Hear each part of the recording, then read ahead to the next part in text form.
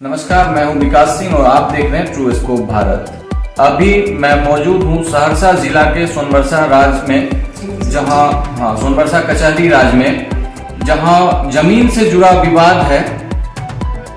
आप अपना पूरा नाम बताइए। मेरा नाम गुलशन कुमार हुआ। मैं ग्राम पोस्ट खड़गपुर, थाना सोनबरसा कचहरी, जिला सहरसा का अस्थायी निवासी हूँ। यह विवाद कब और कैसे शुरू हुआ, ये जो है सो एक बार आप विस्तार में बता दीजिए।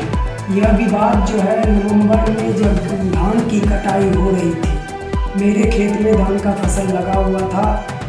आतंकवादी और भूमाफिया के द्वारा, भूमाफिया जो है वो सरकारी कार्यरत पर सब इंस्पेक्टर है इंद्रदेव यादव, माखर वार्ड नंबर 8 का।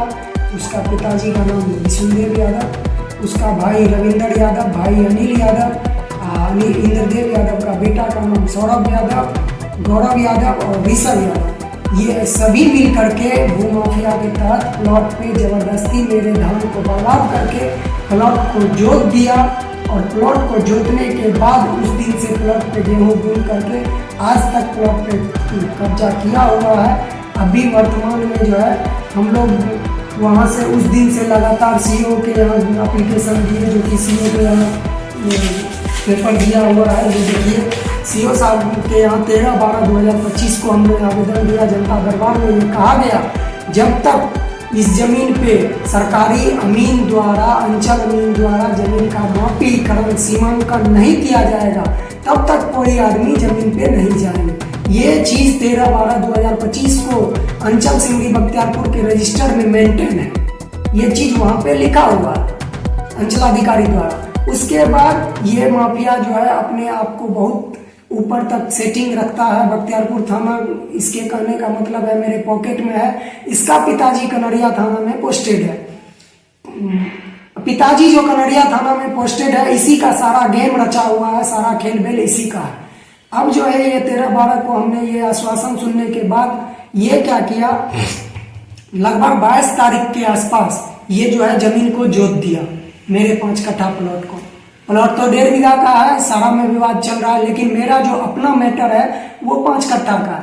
खेसरा 85 है, खाता 72 है, चौहद्दी है, उत्तर में रईसुद्दीन, पूरब में पक्की सड़क, दक्षिण में सारिका केसरी, संजीव केसरी कहिए, फिर पश्चिम में आ जाइए प्रकाश शाह और त्रिफुल देवी वगैरह। मेन रोड सिमरी बख्तियारपुर को जाती है, इधर सोनबरसा कचहरी को जाती है।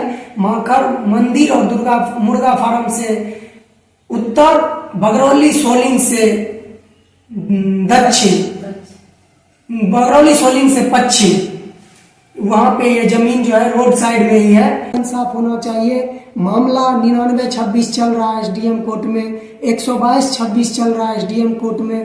प्लॉट पे यहाँ पे साफ साफ लिखा हुआ है, थाना अध्यक्ष बख्तियारपुर के प्रतिवेदन अप्रतिवादित संख्या 4/22 से ज्ञात होता है कि उभय पक्ष के बीच निम्नलिखित जमीन को लेकर विवाद है एवं स्थिति तनावपूर्ण है, जिसके कारण शांति भंग होने की संभावना है। मैं भी उनके प्रतिवेदन से संतुष्ट हूँ। अतएव उभय पक्ष के बीच धारा 163 BNSS के अंतर्गत कार्रवाई प्रारंभ की जाती है। दोनों पक्षों को ता फैसला विवादी पर जाने को रोका जाता है।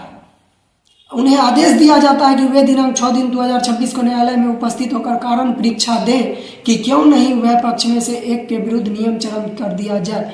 तो जब ये सारा कुछ आप नोटिस में लिख दिए हैं, तो फिर ये ता फैसला विवादी पर जाने को रोका जाता है, तो फिर वो प्लॉट पे जाकर के गेहूं कैसे काट लेता है। जी, यहाँ पे मैं बताना चाहूंगा, गुलशन कुमार जी के द्वारा जो भी बयान दिया गया है और यहाँ पे जितने भी एप्लीकेशन का रिसीविंग है और जो भी जमीन का पेपर है, उससे यही साबित हो रहा है कि इनके साथ जो है भूमाफियाओं के द्वारा मिलकर एक अच्छे पद पे पदस्थापित हैं, बिहार पुलिस में कार्यरत हैं, अपने पद का गलत फायदा उठाते हुए जो है इनको परेशान किया जा रहा है। इनके जमीन को जबरदस्ती जो है अपने कब्जा में लेने का कोशिश किया जा रहा है।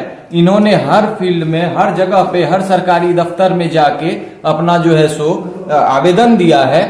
आवेदन देने के बावजूद भी इनके साथ मारपीट हुई और जितना भी इनके साथ जो है सो घटना हुआ है, एक एक घटना का इनके पास साक्ष्य है, बकायदा रिटर्न में, मतलब कि लिखित तौर पे इनके पास जो है सारा साक्ष्य मौजूद है।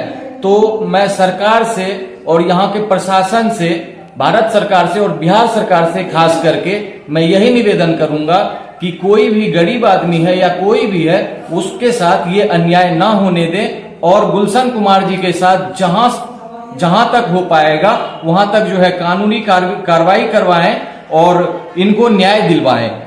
जब तक इन जैसे गरीब आदमी के साथ जो है अगर न्याय नहीं मिलेगा सरकार की तरफ से या फिर प्रशासन की तरफ से, तो ये लोग कहां जाएंगे। सरकार या प्रशासन अगर इन लोगों का नहीं सुनेंगे तो ये लोग किनके पास जाएंगे अपना दुख बयां करने के लिए।